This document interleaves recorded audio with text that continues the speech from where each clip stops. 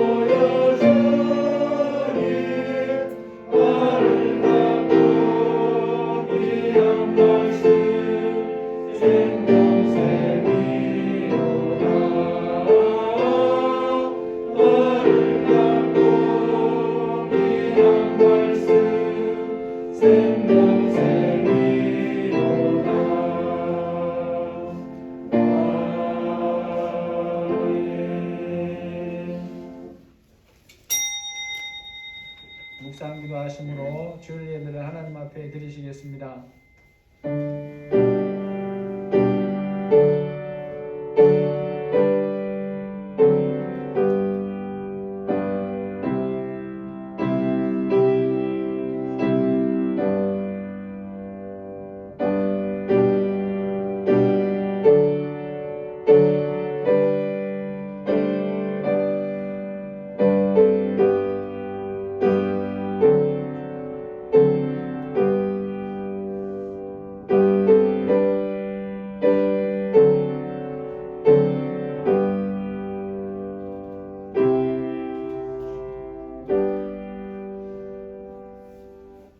누구든지 나의 이 말을 듣고 행하는 자는 그 집을 반석 위에 지은 지혜로운 사람 같으리니 비가 내리고 창수가 나고 바람이 불어 그 집에 부딪히되 무너지지 아니하나니 이는 주추를 반석 위에 놓은 까닭이요 나의 이 말을 듣고 행하지 아니하는 자는 그 집을 모래 위에 지은 어리석은 사람 같으리니 비가 내리고 창수가 나고 바람이 불어 그 집에 부딪힘에 무너져 그 무너짐이 심하니라.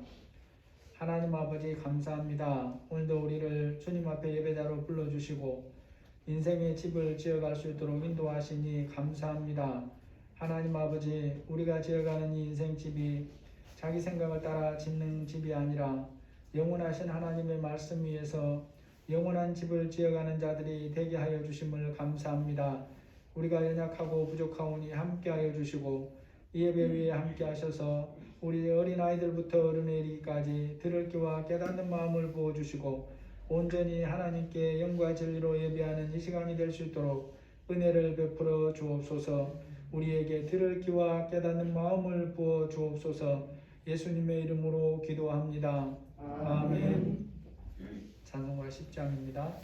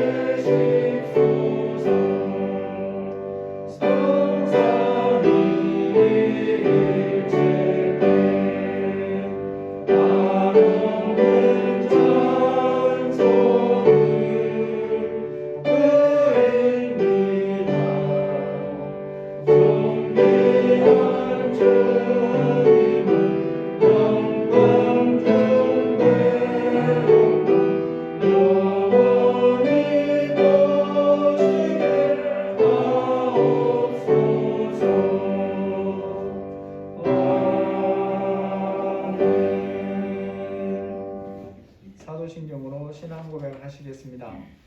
전능하사 천지를 만드신 하나님 아버지를 내가 믿사오며 그 외아들 우리 주 예수 그리스도를 믿사오니 이는 성령으로 잉태하사 동정녀 마리아에게 나시고 본디오 빌라도에게 고난을 받으사 십자가에 못 박혀 죽으시고 장사한 지 사흘 만에 죽은 자 가운데서 다시 살아나시며 하늘에 오르사 전능하신 하나님 우편의 왕자 되시다가 저리로서 산자와 죽은 자를 심판하러 오시리라.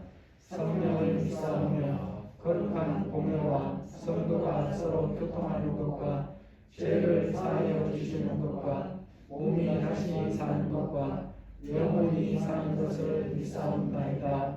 아멘. 찬송가 400장 부르시고 권지혜 집사님 대표 기도해 주시겠습니다.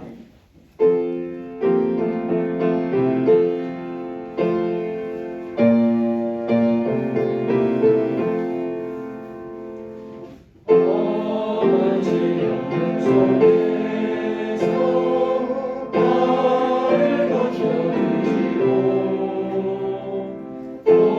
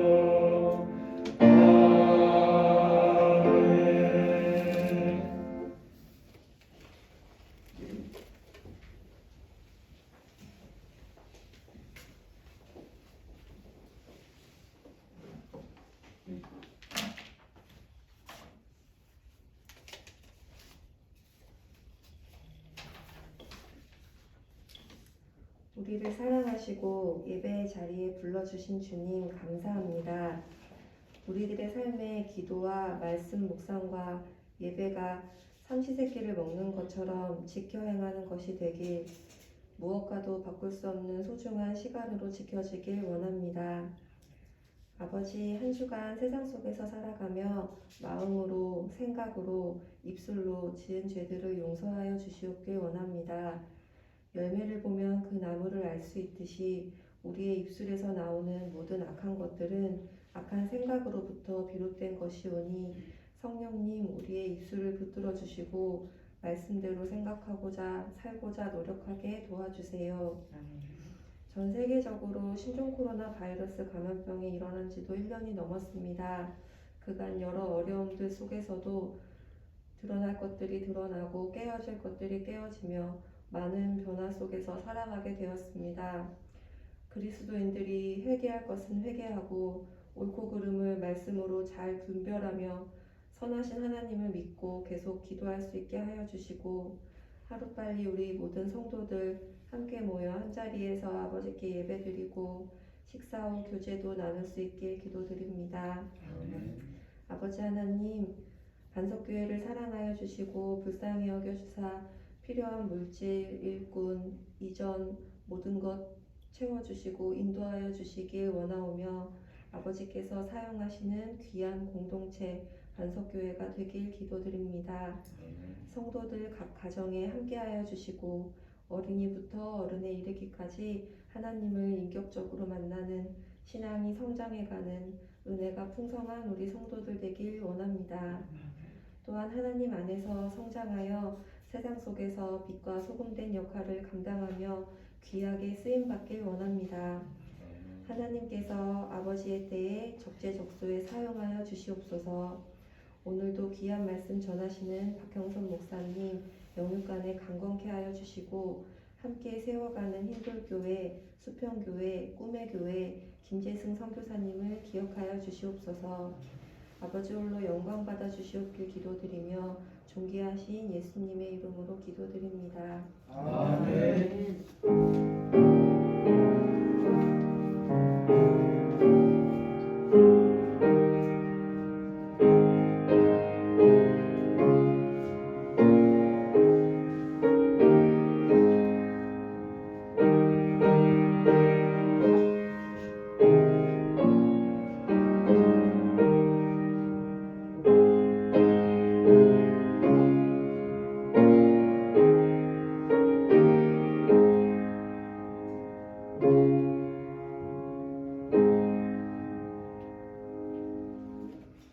하나님 말씀 마태복음 14장 22절에서 33절입니다.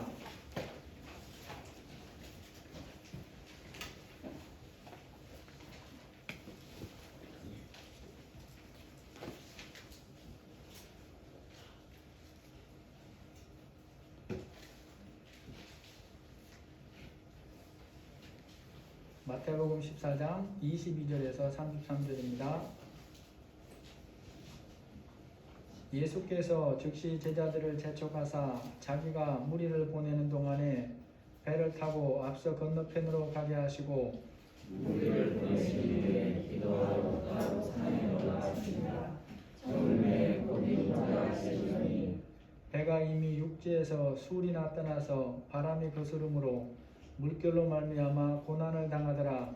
다음 사명에 예수께서 바다 위로 걸어서 제자들에게 오시니 제자들이 그가 바다 위로 걸어오심을 보고 놀라 유령이라 하며 무서워하여 소리 지르거늘 예수께서 즉시 이르시되 안심하라 하느니 두려워하지마라.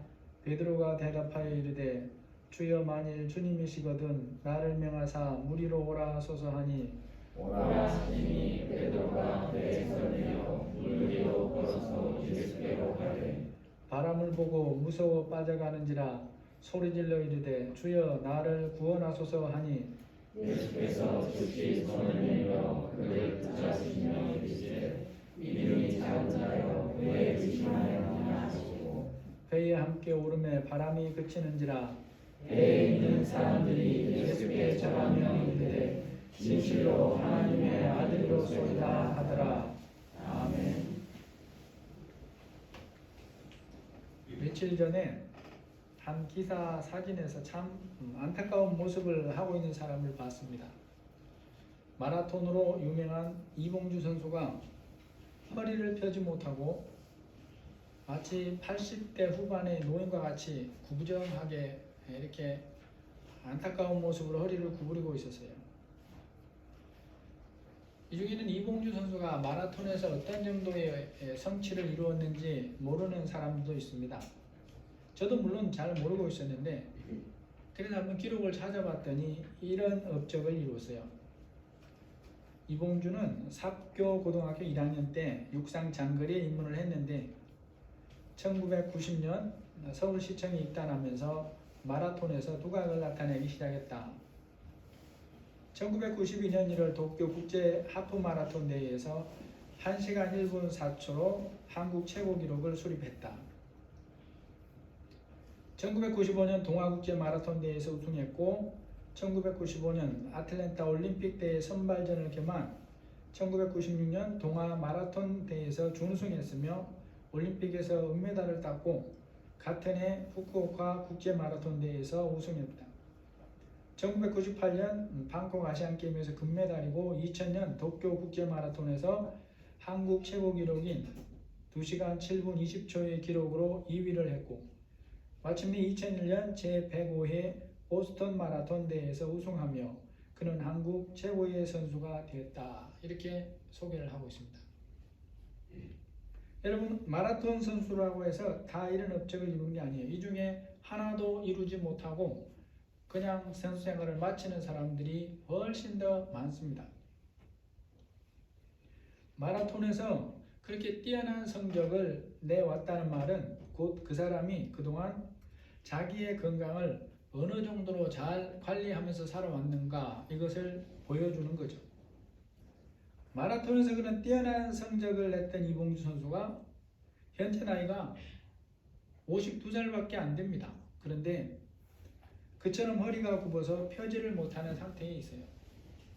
본인의 말에 의하면 우리나라에서 그 분야의 전문가고 유명한 사람은 다 찾아봤는데 검사를 다 해봤는데 원인을 모른다는 것입니다. 딱히 맞는 처방을 모른대요. 여러분, 내일의 삶이나 건강에 대해서 사람은 보장할 수가 없습니다. 어제까지 세상에서 가장 건강한 체력을 가졌다고 해도 내일의 건강을 보장을 못하는 거죠. 가장 오랫동안 달리고 빨리 달려야 하는 마라톤에서 그와 같은 세계적인 기록들을 세운 그런 건강관리를 해왔음에도 불구하고 50대 초반의 건강을 보장을 못하는 것입니다. 이런 일을 보면서 우리가 인생의 내일에 대해서 생각해 볼 것들이 있습니다. 사람이 아무리 준비를 잘 해도 내일의 삶을 원하는 대로 살아갈 수 없다는 것이죠. 어제까지 아무리 건강을 잘 관리하면서 살았어도 그것으로 내일의 건강을 보장받을 수가 없는 게 인생이라는 것입니다. 여러분, 인생의 앞날과 내일의 삶을 주관하신 분이 누구겠습니까? 아무리 사람이 많이 준비한다고 하더라도 우리 힘으로는 안 되는 부분들이 있는 것입니다. 보험을 10개를 들어놔도 안 되는 것이 있어요. 내일의 인생을 주관하시는 분이 바로 하나님이시고 그리고 운행하시고 결산하시는 분도 전능하신 하나님이다라는 것입니다. 아멘. 여러분, 그래서 하나님이 말씀하시고 그것을 따르는 사람의 내일은 다르다는 것을 이 시간 살펴볼 필요가 있어요. 하나님이 말씀하실 때 그것을 믿고 그 말씀에 순종하면서 사는 사람은 그 말씀하신 하나님으로부터 앞날에 인도를 하겠다고 하는 보장을 받고 사는 사람들입니다. 그러한 사람의 삶의 앞날에 대해서는 염려하거나 두려워할 것이 없다고 성경은 우리에게 분명히 말씀해 준다는 거죠. 그러면 우리가 어떻게 이런 삶을 살 수 있을까라는 것입니다. 하나님을 믿는 것만으로 다 하나님이 주시려는 그런 평강을 누리면서 살 수 있으면 좋은데 그러지 못한 것이 현실입니다. 하나님께서 우리에게 너희가 어떻게 해야 그러한 내일을 모르는 삶임에도 불구하고 염려와 두려움이 없이 살 수 있는가에 대해서 우리에게 가르쳐 주시는 말씀이 있습니다. 그것을 믿음으로 취하면 하나님이 이렇게 하실 것이고 너희가 이러한 삶을 살 수 있을 것이다 라고 얘기를 하는 거죠. 빌립보서 4장 6절 이하에 보시니까 아무것도 염려하지 말고 오직 모든 일에 기도와 간구로 너희 구할 것을 감사함으로 하나님께 아뢰라. 그리하면 모든 지각에 뛰어난 하나님의 평강이 그리스도 예수 안에서 너희 마음과 생각을 지키시리라 라고 말씀을 합니다. 여러분, 우리는 기본적으로 연약함을 가지고 있습니다. 그래서 어떤 상황을 만나면 염려하거나 두렵고 불안한 마음이 드는 것 자체를 피할 수는 없어요. 지금 눈에 보이는 두려움이 없는데도 염려와 두려움이 몰려오기도 하더라라는 거죠. 때로는 그 두려움이 내 몸을 꼼짝 못하게 붙잡는 상황이 되기도 해요. 저도 수년 전에 기도할 때 그런 경험들이 가끔씩 있었습니다. 아무도 없는데 갑자기 막 뒷머리가 막 삐쭉삐쭉 서는 거예요. 여러분, 그러면 그러한 두려움이 나에게 영향을 미치기 시작하는 곳은 어디서부터 있겠습니까? 우리가 어디 부분부터 그런지 정확하게 이렇게 말할 수는 없지만 그래도 우리 말로 표현할 수는 있어요. 그게 뭔가 하면 내 안에 마음과 생각이라고 하는 부분을 붙잡는 데서부터 시작된다라는 것입니다. 나의 마음과 생각에 두려움이 찰 때 그런 상태가 되는 거예요. 한번 물어봐야 되겠네요. 주하나? 사람의 마음이 어디에 있을까? 가슴에 있을까? 보통 사람들이 그렇게 생각을 하고 표현을 하는데 실제로 우리는 마음은 어디 있는지 몰라요. 생각은 머릿속에 있는 것 같은데 마음은 가슴에 있는 것 같죠? 그런데 이게 실제로 그런지는 우리는 모르는 거예요. 그런데 우리가 표현은 그렇게 해요. 마음과 생각이라고 하는 부분에 두려움이 차면 꼼짝을 못할 것까지 되더라라는 거죠. 여러분, 이러한 경험을 통해서 우리가 알 수 있는 중요한 사실 하나 있습니다. 사람의 삶에서 염려와 두려움이라는 것이 나의 어디서부터 장악을 시작하는가라는 거죠. 그게 바로 손끝이나 발끝이나 머리끝이 아니라 마음과 생각이라고 하는 부분을 장악하기 시작하면 그렇게 된다는 것입니다. 사람이 이런 존재라는 것에 대해서 누가 제일 잘 알겠습니까? 지으신 분이 제일 잘 알겠죠? 그 하나님께서 하나님을 믿는 사람에게 마음과 생각을 어떻게 해야 하나님이 주시는 평강으로 채우면서 살 수 있는가를 가르쳐 주신 말씀이 이 말씀이에요. 사람의 인생에서 어떤 어려움을 만나고 있든지 또 생각해 보니까 앞으로 어떤 어려움이 예상되고 있든지 그것들을 해결할 능력이 내게 없을지라도 그것들에게 마음과 생각을 붙잡히지 아니하고 하나님이 주시는 평강을 누리면서 살 수 있는 방법으로 말씀해 주신 것이 오늘 이제 읽어드린 이 빌립보서 말씀입니다. 아무것도 염려하지 말고 오직 모든 일에 기도와 간구로 너희 구할 것을 감사함으로 하나님께 아뢰라 라고 하는 일을 하라라는 거죠. 여러분, 하나님을 믿는 사람이 믿음으로 이렇게 하면 물론 이게 한 번으로 끝나지 않고 그 시간이 내가 원하는 것보다 길어질 수는 있습니다. 하지만 우리가 믿음으로 이렇게 말씀을 내 것으로 취하면 나머지 부분에 대해서는 누가 어떻게 한다는 것입니까?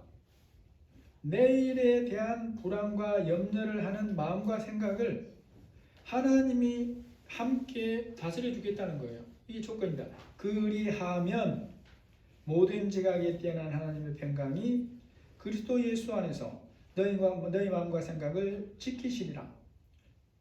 내가 나를 지키는 게 아닙니다. 내가 결심해서 내 마음과 생각을 지키는 게 아니에요. 그렇다면 염려하거나 두려워할 것들을 누가 못 다스리겠습니까? 내가 내 힘으로 안 되는 거죠. 그러니까 누가 해주십니까? 그리하면 모든 지각에 뛰어난 하나님의 평강이 그리스도 예수 안에서 너희 마음과 생각을 지켜주시겠다. 이렇게 말씀하는 거예요. 아멘. 우리가 믿음으로 하나님이 주신 약속 그리하면이라고 하는 앞부분을 취하고 붙들면 뒷부분에 약속하신 하나님의 평강이 우리의 마음과 생각을 지키게 해주겠다, 지켜주겠다, 지킨다 이런 뜻이라는 거죠. 그러면 하나님이 자기 한 약속을 지키는 거예요. 그런 사람의 앞날의 삶은 자기 생각대로 계획하고 사는 것과는 천지 차이가 있습니다. 자기가 계획해서 지금 잘 되어 가는 것처럼 보여도 그 마음에 들어가 보면 성경의 말씀에 비추어 볼 때 거기에 뭐가 있다는 거예요? 염려와 불안이 있는 거예요. 지금 잘 되어 가도 염려와 불안은 사라지질 않습니다. 이게 사람의 본 모습이다라는 거죠. 그런데 지금 안 되어 가고 안 되어 가는 것처럼 예상되어도 내가 이 말씀을 믿음으로 취하면 하나님께서 앞날에 대해서 염려하고 불안해하는 것들을 해결을 해 주시겠다, 해결하신다는 그런 약속이죠. 여러분, 하나님의 자녀가 어떤 상황을 만날 때에 두려워하는 마음을 가지게 하는 존재가 누군가를 아는 것이 아주 중요합니다. 여러분, 우리 마음에 쓸데없는 두려움이 들어와서 주인 행세를 하려고 할 때 그 두려움의 원인이 어딘가에 대해서 디모데후서 1장 7절에 이렇게 말씀을 해요. 하나님이 우리에게 주신 것은 두려워하는 마음이 아니요 오직 능력과 사랑과 절제하는 마음이니.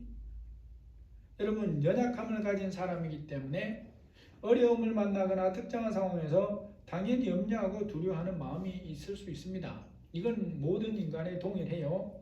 그런데 그 두려움이 내 마음을 주관하고 주인 행세하려고 할 때의 원인이 뭔가를 알아야 된다는 거예요.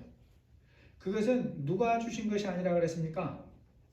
하나님이 주신 마음이 아니다 그랬어요. 하나님은 우리에게 두려워하는 마음을 주지 않습니다. 하나님 우리에게 두려움으로 다가올 때는 어떤 때냐? 하나님 앞에 범죄했을 때예요. 하나님을 경외하지 않을 때 경외하는 두려움은 우리가 가져야 됩니다. 그런데 여기서 디모데후서 1장 7절에 말씀하는 이 두려움은 뭐냐? 그러한 하나님이 주시지 않은 다른 두려움을 말하는 거예요. 이거는 어디로부터 왔습니까? 이게 바로 마귀의 계략이라고 하는 것입니다. 그러한 두려움의 마음이나 생각을 그것들에게 붙들려서 내가 믿음으로 살지 못하게 하고 믿음에서 넘어지게 하고 불신앙하게 하려는 것이 바로 사탄이 던지는 이 두려움이라고 하는 염려라고 하는 그물이고 올감이더라 라는 거죠. 그러한 상태에서 벗어나 하나님의 평강을 회복하는 길이 뭘까를 생각해 봐야 됩니다. 믿습니다 하고 막 기도하면서 소리를 지르거나 사탄아 물러가라 라고 막 외치는 게 본질이 아니에요. 물론 기도할 때 그런 표현 사용할 수 있습니다. 그러나 그게 본질이 아니에요. 먼저 중요한 것이 하나님 앞에서 현재 자신의 모습을 살펴보는 게 매우 중요합니다. 여기서 시작이 되는 거예요. 지금까지 내가 자신이 말씀에 대해서 삶에서 어떤 태도를 가지고 살아왔는가, 지금 살고 있는가를 살펴봐야 됩니다. 앞날에 대해서 돈이 없을 것 같아서 염려하고 두려워하면 내가 그 돈을 하나님의 말씀대로 사용하는 게 불가능해요. 제가 북한에서 넘어온 사람이 이해되지 않는다는 얘기를 하나 봤어요. 그게 뭐냐? 처음에 와가지고 하나원에서 나와가지고 3일째인가 됐는데 자기를 도와주는 도우미를 이제 붙여준대요. 그분이 뭐 하느냐 물어보니까 그때 설날인가 이제 왔는데 설날이 됐는데 아무 할 일도 없다 그래서 봉사활동을 가는데 혹시 가겠느냐 그랬대요. 그래서 그러면 이 추운 날 가서 일하면 돈을 많이 주나요? 그러니까 아니 돈 받는 게 아니고 봉사활동 하는 거다 그러니까 안 가겠다 그랬답니다. 아니 자본주의 사회에 돈이 최고라 그랬는데 이 추운 날 가서 봉사활동을 하다니 이게 말이 되느냐? 그 사람이 이제 결혼을 했어요. 결혼을 하고 이제 생활 초기 때 조금 어려웠는데 그 도우미 아줌마가 어떤 데 이렇게 그걸 알렸나 봐요. 그러니까 다른 분이 거기다 이제 70만 원을 기부를 했어요. 이분이 또 못 알아듣는 거예요. 이해를 못 하는 거예요. 아니 누가 공짜로 나에게 돈을 주느냐, 그러니까 이 무슨 대가를 요구하는 거 아니냐, 그러니까 그게 아니고 당신의 딱한 사정을 듣고 그 어떤 사람들이 당신을 돕기 위해서 그냥 준 것이다. 그러니까 아무 걱정하지 말고 받아서 유익하게 써라. 그러니까 기부라는 말도 이해가 안 되더라는 것입니다. 여러분 이게 다 뭐겠습니까? 이런 것들은 인간의 본성에서 나오는 것이 아니잖아요. 그 마음에 누구를 생각하는 마음이 있습니까?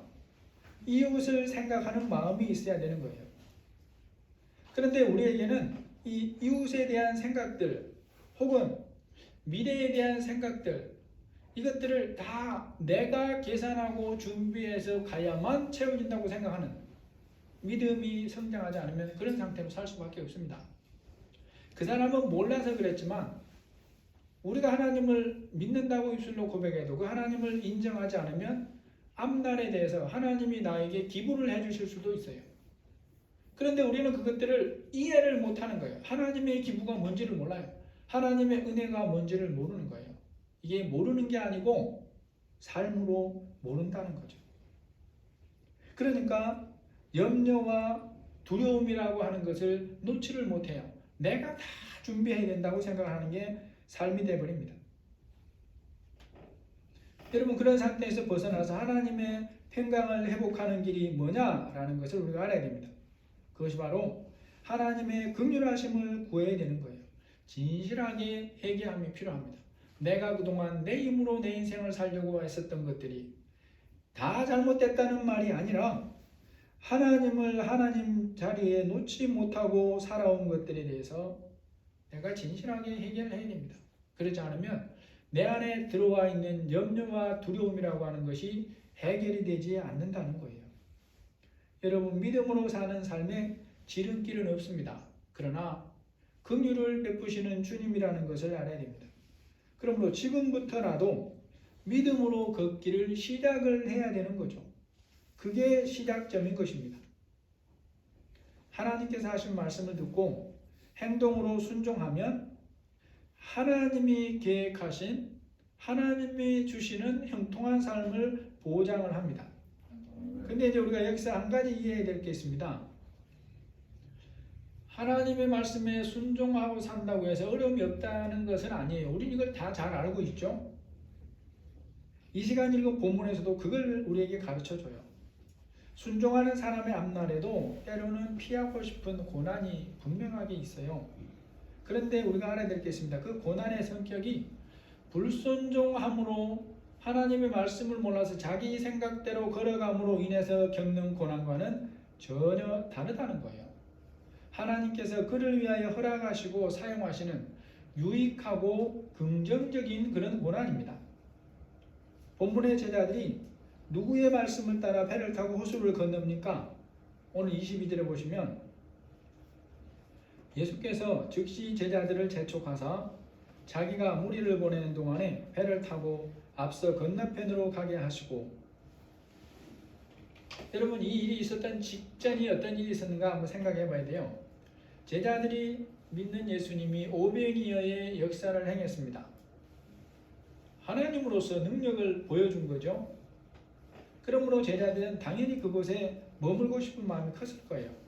사람들이 그 예수님이 행하신 능력을 경험하고 감격하고 기뻐하는 것도 보는 것이 즐거운 일이고, 또 더군다나 자기가 그 예수님의 직계 제자라는 것이 또 사람들 입에서 오르내리는 것도 듣기 좋은 말이잖아요. 그런데 예수님의 마음은 제자들과 다릅니다. 제자들이 이 분위기에 취하는 것은 예수님의 뜻이 아니었어요. 그래서 제자들을 재촉해서 배를 타고 건너편으로 가라 라고 말씀을 하셨어요. 지금 제자들이 예수님의 말씀을 듣고 순종해서 배를 타고 호수를 건너는 그러는 중에 있다는 것입니다. 이때 이 배를 타고 건너는 것은 제자들의 계획에는 전혀 없는 일이에요. 오직 예수님이 말씀하셔서 거기에 의문 달지 아니하고 알겠습니다 라고 하고 배를 타고 간 거죠. 그런데 그렇게 해서 탄 배가 어떤 일을 만나느냐, 24절에 보면 배가 이미 육지에서 술이나 떠나서 바람이 거스름으로 물결로 말미암아 고난을 당하더라. 이 호수가 크기가 남북이 20km나 된다 그랬습니다. 동서가 10km가 넘으면 큰 호수라 그랬어요. 제자들이 예수님의 말씀에 순종하여 배를 탔는데 배가 이미 육지에서 수킬로나 떠난 상태에서 바람이 거슬러서 고난을 당하는 상태에 있습니다. 이게 어느 정도인지는 모르는데 마가복음 6장 45절 이하에 보면 제자들이 힘겹게 노를 젓고 있다라고 표현을 하고 있고요. 요한복음 6장 18절에 보면 큰 바람이 불어서 파도가 일어나더라라고 표현합니다. 그 상태가 어떤 정도는 모르겠는데 아무튼 심한 바람이 불고 그 바람으로 인해서 파도가 일었고 그 파도가 지금 배 안에 많은 물들을 집어넣고 있는 그런 상황이에요. 이제 우리가 생각해야 될 게 중요한 부분들이 있습니다. 현재 입장, 제자들 입장에서는 자신들이 만난 고난의 이유를 알까요? 모를까요? 모르죠. 당연히 모릅니다. 다만 그들이 알 수 있는 것은 뭐냐? 그들이 갈릴리 호수에서 배로 노젓고 고기 잡게 했던 사람들이 절반 이상 이르니까 그들은 이 상황을 잘 알아요. 그 호수에서 종종 이런 돌풍이 불었습니다. 그런데 왠지 모르게 이번에는 너무 강해서 자기들의 힘만으로는 도저히 뚫고 나기가 벅찬 그런 상황에 지금 있는 정도예요. 여러분, 하나님을 믿고 말씀에 순종하면서 가는데도 때로 이런 크기의 고난을 만날 수 있다는 걸 우리가 알아야 됩니다. 그런데 그 고난을 만나는 당시에는 왜 이런 고난이 내게 올까를 모른다는 것도 우리가 알아야 돼요. 모를 수밖에 없습니다. 이 모르니까 우리는 이들을 통해서 뭘 알아야 됩니까? 이것을 알아야 되는 거예요. 그렇구나. 믿음의 선배들이 살 때 예수님이 제자들을 양육할 때 이렇게 하셨구나 보면서 내 인생에도 이런 일이 있구나, 있을 수 있구나, 이런 것들을 알아야 된다. 그런 말이죠. 그런 상황에 처하면 당황할 수 있습니다. 갑작스럽게 당하니 두렵겠죠. 그래서 우리는 믿고 순종하는 중에 일어나는 이런 이들을 만나면서 어떻게 대처해야 될까? 그때 우리가 어떤 생각을 가지고 어떤 자세를 가지기를 원할까? 예수님은 그들을 어떻게 대해 가시는가? 라는 걸 보면서 오늘 우리는 어떻게 해야 하는가를 교훈을 배워야 된다는 거죠.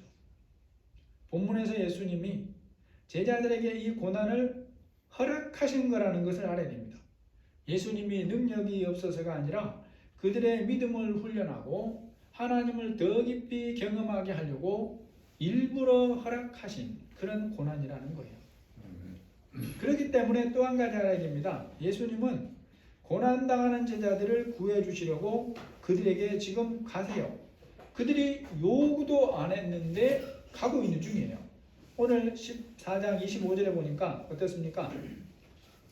밤 사경에 예수께서 바다 위로 걸어서 제자들에게 뭐 한다고요? 오시니 그러잖아요. 이게 밤 사경이면 그 로마는 이제 밤을 4등분을 하는데 사경이 새벽 3시부터 6시입니다. 어떻게 보면 가장 어두울 때죠. 여러분, 예수님이 제자들에게 가시는 것은 그들이 요청해서 가는 게 아니에요. 그들의 고난을 아시고 구해주려고 가십니다. 어떤 영화에서도 그랬다는데 전 본 적이 없습니다만은 예수님께는 다 뭘 갖고 계십니까? 계획이 있어요. 예수님은 계획이 있습니다. 사람 눈에 보이는 것과 상관없이 예수님께서는 계획을 가지고 일하시는 것을 볼 수 있어요. 여러분, 그러면 현재 상태에서 제자들은 어떤 그런 상황이 있습니까? 예수님이 제자들에게 이 일을 경험하게 하기 위해 일부러 허락한 일이라는 것을 모르고 있죠. 그들의 믿음을 성장시키기 위해 예수님이 어떤 분인가를 더 경험하기 위해 허락하신 일을 모릅니다. 모르니까 뭐밖에 못합니까? 두려워하고 무서워하면서 죽기 살기로 물퍼내는 일에 애를 쓰고 있어요. 또 모르는 게 있어요. 그들이 예수님이 자기들이 처한 현재 사정을 아실 뿐만 아니라 그들을 가장 적절한 시점에 구해주기 위해서 그들을 향해서 오고 계신다는 것도 역시나 모르고 있어요. 여러분, 이걸 아는 게 아주 중요합니다. 저는 여러분이 고난을 겪을 때 그것이 하나님 말씀에 순종하면서 가는데도 불구하고 겪는 고난이라면 이걸 알아야 돼요. 내가 혹시 그때 막 애써서 기도하지 못할 수도 있어요. 그럼에도 불구하고 하나님이 그것을 아십니까? 모르십니까? 아신다는 거예요. 그리고 하나님의 시간에 가장 적절한 시점에 구해 주시려고 계획하고 있어요. 오고 있어요. 그 사람에게로. 이게 하나님의 약속이에요. 그런데도 제자들은 그저 눈에 보이는 것만 보면서 두려워하고 무서워하죠. 오늘 26절은 더 참 우리에게 놀라게 하는 그런 일들이 있어요. 제자들이 그가 예수님이 바다 위로 걸어오심을 보고 놀라 유령이라 하며 무서워하여 소리를 지르거늘. 예수님이 이렇게 하시는 것은 제자들이 예수님이 어떤 분인가를 경험케 하고 구해주시기 위해 오는 거죠. 그런데 모르기 때문에 그들은 어떻게 하고 있습니까? 예수님을 보고 유령이라고 무서워 소리를 지릅니다. 제자들이 무리로 걸어오시는 예수님을 보고 유령이라고 생각하고 무서워 소리를 지른 이유가 뭘까요? 예수님이 바다 위로 걸어오신다는 것 자체를 상상도 하지 못했기 때문이에요. 아무리 하나님의 아들이라고 해도 이런 일은 불가능하다고 생각했기 때문이라는 것입니다. 이런 제자들을 보면서 우리의 모습도 돌아볼 필요가 있어요. 하나님은 어떤 분인가? 하나님은 어떤 권능을 가지신 분인가? 나의 믿음과 알매 수준은 하나님을 어떤 분으로 믿고 인정하는가? 여러분, 하나님은 전능하시고 천지를 창조하신 분으로 믿는다고 우리는 다 사도신경으로 고백을 했습니다만, 그럼에도 그 중에 많은 사람들이 하나님의 권능에 대해서 실제로는 다르게 믿습니다. 다르게 믿는 게 아니라 인정을 안 해요. 자신이 경험하거나 인정할 수 있는 정도의 한계 안에 하나님을 가두어 버립니다. 그게 의도적으로 하는 게 아닐지라도 본능으로 그렇게 해버려요. 예수님을 분명하게 믿는다고 하는 사람들 중에 이성의 한계를 넘어서는 그런 말씀의 부분들을 글자적인 말씀대로 믿는다고 하는 사람들이 별로 없어요. 안 믿는 사람들이 많습니다. 그래서 성경에 말씀하는 이성의 이해를 넘어서는 하나님의 행하신 많은 일들에 대해서는 문학적인 표현이라거나 비유라고 합니다. 또는 자기들 생각대로 이러저러 하다고 막 이런저런 그런 썰들을 얘기해요. 그래서 분명히 입으로는 예수님을 믿는다고 말해요. 그런데 그 예수님이 창세기나 요한복음에 자신이 세상을 지었다고 하는 그 부분은 안 믿어요. 그거보다는 뭘 받아들이느냐? 많은 사람들, 안 믿는 사람들이 구워내는 각종 이설이나 썰 중에서 그럴듯한 것을 가져와서 어찌하든지 좋아시켜 보려고 애를 쓰는 게 그들의 모습이에요. 그럼에도 그들은 어떻게 말하느냐? 성경적으로 자기들이 바르게 믿고 있다고 당당하게 주장을 하고 세미나도 막 하고 그래요. 그 정도 안 나간 사람들은 또 어떻게 하느냐? 성경에서 그럼 이성을 넘어서는 부분에 대해서 어떤 부분은 받아들이는데 어떤 부분은 받아들이지 않고 그냥 문학적인 표현일 뿐이라고 얘기를 합니다. 이런 부분들에 대해서 나중에 설명을 드릴 수 있으면 드리겠습니다. 그럼 한 가지만 말씀드리면 우리 학생들이 학교에서 배우는 것 중에 지구의 나이 때문에 고민을 하는 경우가 많아요. 그러나 그것은 전혀 성경에 비추어서 고민거리가 아니에요. 하나님께서 닭을 먼저 지었습니까? 달걀을 먼저 지었습니까? 주한이 하나님이 닭을 먼저 만들었을까? 달걀을 먼저 만들었을까요? 닭이요. 그렇죠. 우리 주한이는 확실한 믿음을 가지고 있어요. 바르게 알고 있어요. 하나님은 이 지구를 만들 때 성인 지구를 만든 거예요. 사람도 성인을 만들었어요. 그렇기 때문에 당연히 지구도 성인을 만들었죠. 그래서 사람들이 지구를 측정하는 그 나이가 옳다는 게 아니라 정확하다는 게 아니라 그게 혹 정확하다고 가정을 하더라도 40억 년이 되건 150억 년이 되건 아무 문제가 없는 거예요. 왜요? 성인 지구를 지었기 때문에 150억 년짜리로 지을 수도 있는 거죠. 그게 하나님의 주권인 것입니다. 그리고 그게 실제로 창조나 과학에서 벗어나질 않아요. 다만 나중에 더 설명할 부분이 있어요. 화석에 대해서는 달라요. 화석이 뭐 몇십만 년 됐다 막 기사에 나오는데 화석을 가장 정확하게 재할 수 있는 연도는 현재까지 기준은 5만 년을 넘어서지 못합니다. 그 나머지는 다 추측이고 가설이고 짐작일 뿐이에요. 현재 과학으로 발견되어 있는 게 그렇다는 거예요. 기술들이.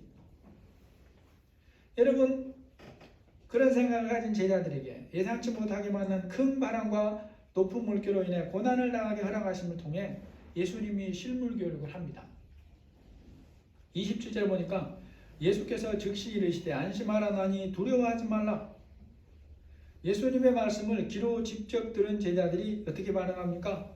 이제는 기다렸다는 듯이 살았다는 듯이 환호성을 질러야 되잖아요.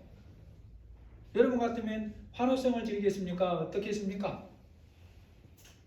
그런데도 믿지 못해요. 믿지 못해서 말하는 것입니다. 베드로가 대답하여 이르되 주여 만일 주님이시거든 나를 명하사 무리로 오라 하소서 하니. 여러분 사람들이 이 말에 대해서 오해를 하는 것 같아요. 이게 베드로가 믿음으로 한 말이라고 생각하는 경우들이 많습니다. 그러나 그건 아니에요. 베드로가 예수님께 이 말을 하는 것은 믿음으로 하는 게 아니라 믿지 못해서 하는 말이에요. 예수님이라는 것을 믿지 못해서 예수님이라는 것을 확인하려고 하는 말이에요. 진짜로 당신이 예수님이거든 나를 무리로 오라고 해봐라 이 말인 거예요. 그럼에도 예수님은 불쌍히 여기시고 베드로에게 대답을 해주십니다. 와라. 이제 우리가 하나 더 생각해야 될 게 있습니다. 본문의 이 사건에서 베드로의 믿음은 언제부터일까요? 예수님이 베드로에게 이 말씀을 하신 다음부터입니다. 그 후에는 믿음과 불신이 뒤섞여 있어요. 첫 걸음을 떼고 몇 걸음을 걸어간 것은 믿음으로 하는 행동이에요. 그래서 오라 하시니 베드로가 배에서 내려 무리로 걸어서 예수께로 가되, 이것은 믿음입니다. 첫 걸음부터 몇 걸음을 걸어간 것은 믿음이에요. 믿었기에 걸어갔습니다. 그와 같이 아무리 어린 믿음을 가지고 있더라도 말씀을 믿고 거기에 순종해서 걷기를 시작했으면 지금 보이는 결과물이 아무것도 없어도 그건 믿음이에요. 베드로가 말씀을 듣고 무리를 걷기 시작한 것은 분명한 믿음입니다. 그런데 그 믿음이 예수님께 도착하기까지, 즉 예수님이 나에게 원하시는 일을 이루시기까지 유지되지를 못해요. 불신앙으로 빠져듭니다.